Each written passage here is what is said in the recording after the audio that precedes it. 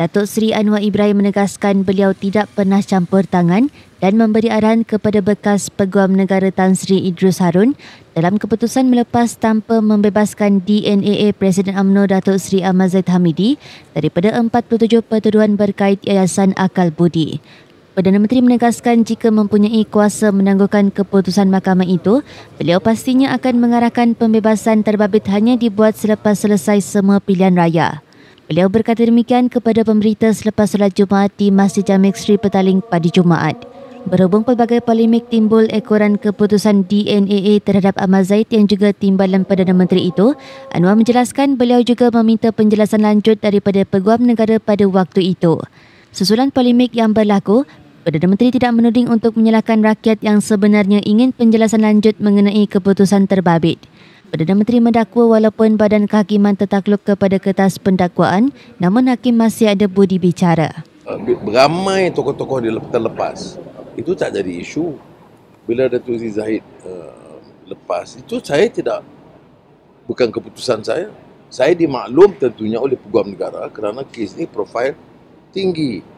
Jadi mereka nak tomah lah, tapi saya bercakap di sini untuk menjelaskan bahawa tidak ada arahan Peguam Negara pada masa itu Tan Sri Idrus, dia terlibat dalam meneruskan pendakwaan. Dia baca dokumen bocor yang ditulis oleh Jabatan Peguam Negara yang menyatakan tidak bersetuju dengan pendakwaan. Dia juga lihat beberapa fakta baru 200 halaman yang dikemukakan. Dia juga lihat pencanggahan. Tentunya saya sebagai Perdana Menteri tahu kesan dan tuduhan yang dilemparkan. Saya terpaksa tanya panjang kepada Peguam Negara, mengapa keputusan begitu? Mengapa sekarang? Jadi kalau ikut tanya saya, kalau saya ada kuasa, saya nak tangguh. Sebab apa? Saya nak lepaskan dulu semua pilihan raya ini. Kemudian Peguam Negara jalankanlah.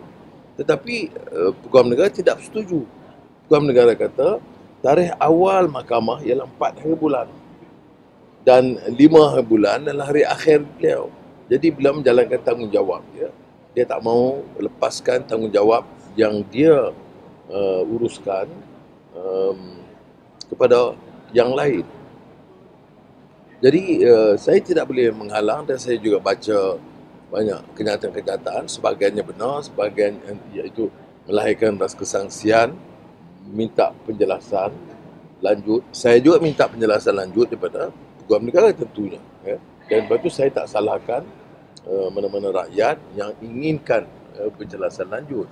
Tetapi kalau kita baca 11 perkara yang kemudian dibentangkan di mahkamah di hadapan hakim dan hakim berpuas hati. Orang kata salahkan hakim atau nak bebankan hakim, tak ada. Ini proses dia begitu rupa. Jadi itu saja yang saya boleh sebut dalam kes ini. Saya tidak fikir adil kita jatuhkan hukuman kerana kita tak suka atau bersuka dengan orang politik. Yang seperti mana saya tegaskan, semua kes berbeza, tetapi banyak kes yang terlepas, sama ada sebelum perbicaraan atau selepas perbicaraan. Ya. Itu saja yang harus kita tahu. Tapi bersabar dan baca. Yang kita dengar tomahan orang politik ni kadang-kadang dia ikut sedap kata aja sebelum tahu. Ya, jadi saya syorkan baca ketetapan daripada Peguam Negara di mahkamah, di hadapan hakim. Dan mengapa hakim kemudian merasa bersetuju dengan usul. Ada yang mengatakan hakim tidak ada pilihan. Tak benar. Badan Kehakiman seperti sudah tahu tu, walaupun dia juga akan tertakluk kepada kertas pendakwaan, tapi dia masih ada dikatakan wewenang atau discretion beri bicara.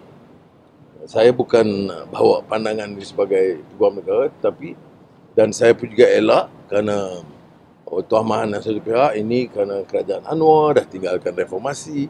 Tak betul. Dan seperti mana saya sebut berulang kali, boleh semak dengan Peguam Negara yang dulu dan sekarang, boleh semak dengan Ketua Hakim Negara dalam kes apa yang saya campur.